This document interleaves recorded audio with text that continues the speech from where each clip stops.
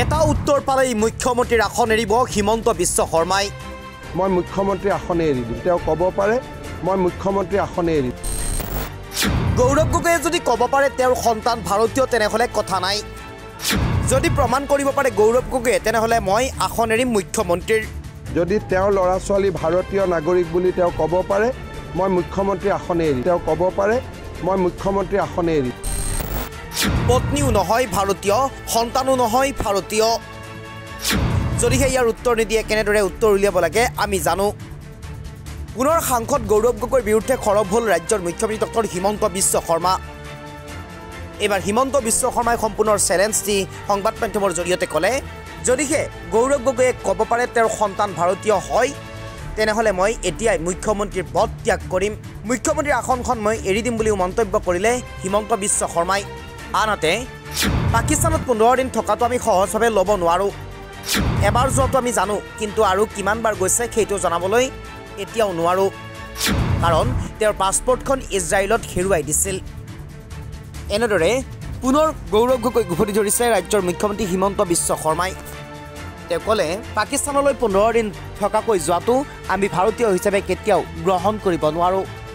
পাকিস্তানখন হ'ল এখন সন্ত্ৰাসবাদীৰ দেশ, য'ত আড্ডা চলে সন্ত্ৰাসবাদীৰ, আৰু সেই দেশত শান্তি বিচাৰি যোৱাটো একেবাৰে অগ্ৰহণযোগ্য কথা, যিটো আমি একেবাৰে মানি ল'ব নোৱাৰোঁ। এনেদৰে মুখ্যমন্ত্ৰী ডক্টৰ হিমন্ত বিশ্ব শৰ্মাই পঞ্চায়ত নিৰ্বাচনী প্ৰচাৰ চলাই থকাৰ মাজতেই গৌৰৱ গগৈক উভতি ধৰা পৰিলক্ষিত হৈছে।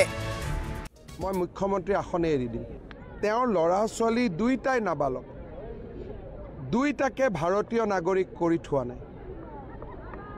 মই ডাইৰেক্টলি কৈছোঁ, তেওঁ যদি অসত্য হয়, মই যদি তেওঁৰ ল'ৰা ছোৱালী ভাৰতীয় নাগৰিক বুলি তেওঁ ক'ব পাৰে মই মুখ্যমন্ত্ৰী আসনে এৰি দিম। তেওঁ দুইটা ল'ৰা ছোৱালী বিদেশী ৰাষ্ট্ৰৰ নাগৰিক, ঘৈণীয়েকো বিদেশী ৰাষ্ট্ৰৰ নাগৰিক, গতিকে তেওঁ নিজেও কোনদিনা বিদেশত গুচি যাব তাৰো হিচাপ নাই। যদি এখন ঘৰত 4টা পৰিয়াল থাকে, 3টাই যদি বিদেশী ৰাষ্ট্ৰৰ নাগৰিক, তেওঁতো ইয়াত পৰ্যটক হিচাপেহে আছে। আৰু তৰুণ গগৈ নাতিনীয়েকক ক'ৰবাত ডাঙৰ হৈ কোনোবা দেশৰ নাগৰিকত্ব লওক বেলেগ কথা, ক'ৰবাত চাকৰি পাইছে কিবা পাইছে, 3-4 বছৰ বয়সত কোনোবাই নিজৰ দেশৰ নাগৰিকৰ পৰা বিদেশী নাগৰিক কৰিব পাৰে নেকি? ধৰ্মটো কি আছে সিও এটা ডাঙৰ প্ৰশ্ন। তাৰো তদন্ত, তাৰো তেওঁক আমাক জনাব লাগে, মোক জনাব নালাগে, ৰাইজক জনাওক, তেওঁক ভোট দিয়া মানুহখিনিক জনাওক। আৰু পৰিবাৰে পাকিস্তানৰ দৰমহালৈ কিয় ভাৰতত আছে সেইটো আমাক জনাব লাগে। তেওঁ বাৰে বাৰে কথাবিলাক এনেকৈ কাটি থাকিলে নহ'ব। কোৰ্ট আদালত পুলিচক তেওঁ উত্তৰ দিবই লাগিব, আৰু উত্তৰ কেনেকৈ ল'ব লাগে আমি জানো।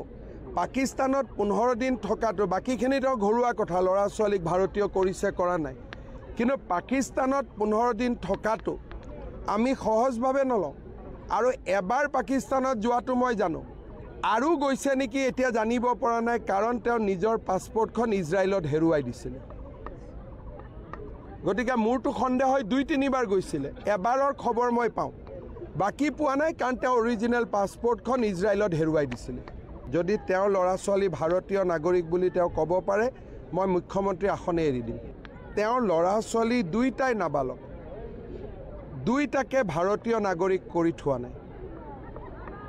মই ডাইৰেক্টলি কৈছোঁ, তেওঁ যদি অসত্য হয়, মই যদি তেওঁৰ ল'ৰা ছোৱালী ভাৰতীয় নাগৰিক বুলি তেওঁ ক'ব পাৰে মই মুখ্যমন্ত্ৰী আসনে এৰি দিম। তেওঁ দুইটা ল'ৰা ছোৱালী বিদেশী ৰাষ্ট্ৰৰ নাগৰিক, ঘৈণীয়েকো বিদেশী ৰাষ্ট্ৰৰ নাগৰিক, গতিকে তেওঁ নিজেও কোনদিনা বিদেশত গুচি যাব তাৰো হিচাপ নাই। যদি এখন ঘৰত 4টা পৰিয়াল থাকে, 3টাই যদি বিদেশী ৰাষ্ট্ৰৰ নাগৰিক, তেওঁতো ইয়াত পৰ্যটক হিচাপেহে আছে। আৰু তৰুণ গগৈ নাতিনীয়েকক ক'ৰবাত ডাঙৰ হৈ কোনোবা দেশৰ নাগৰিকত্ব লওক বেলেগ কথা, ক'ৰবাত চাকৰি পাইছে কিবা পাইছে, 3-4 বছৰ বয়সত কোনোবাই নিজৰ দেশৰ নাগৰিকৰ পৰা বিদেশী নাগৰিক কৰিব পাৰে নেকি? ধৰ্মটো কি আছে সিও এটা ডাঙৰ প্ৰশ্ন। তাৰো তদন্ত, তাৰো তেওঁক আমাক জনাব লাগে, মোক জনাব নালাগে, ৰাইজক জনাওক, তেওঁক ভোট দিয়া মানুহখিনিক জনাওক। আৰু পৰিবাৰে পাকিস্তানৰ দৰমহালৈ কিয় ভাৰতত আছে সেইটো আমাক জনাব লাগে। তেওঁ বাৰে বাৰে কথাবিলাক এনেকৈ কাটি থাকিলে নহ'ব। কোৰ্ট আদালত পুলিচক তেওঁ উত্তৰ দিবই লাগিব আৰু উত্তৰ কেনেকৈ ল'ব লাগে আমি জানো পাকিস্তানত 15 দিন থকাটো বাকীখিনি তেওঁ ঘৰুৱা কথা ল'ৰা ছোৱালীক ভাৰতীয় কৰিছে কৰা নাই কিন্তু পাকিস্তানত 15 দিন থকাটো আমি সহজভাৱে নলওঁ আৰু এবাৰ পাকিস্তানত যোৱাটো মই জানো আৰু গৈছে নেকি এতিয়া জানিব পৰা নাই কাৰণ তেওঁ নিজৰ পাছপৰ্টখন ইজৰাইলত হেৰুৱাই দিছিলে গতিকে মোৰটো সন্দেহ হয় 2-3 বাৰ গৈছিলে এবাৰৰ খবৰ মই পাওঁ বাকি পোৱা নাই কাৰণ তেওঁ অৰিজিনেল পাছপৰ্টখন ইজৰাইলত হেৰুৱাই দিছিলে যদি তেওঁ ল'ৰা ছোৱালী ভাৰতীয় নাগৰিক বুলি তেওঁ ক'ব পাৰে মই মুখ্যমন্ত্ৰী আসনে এৰি দিম তেওঁৰ ল'ৰা ছোৱালী দুইটাই নাবালক দুইটাকে ভাৰতীয় নাগৰিক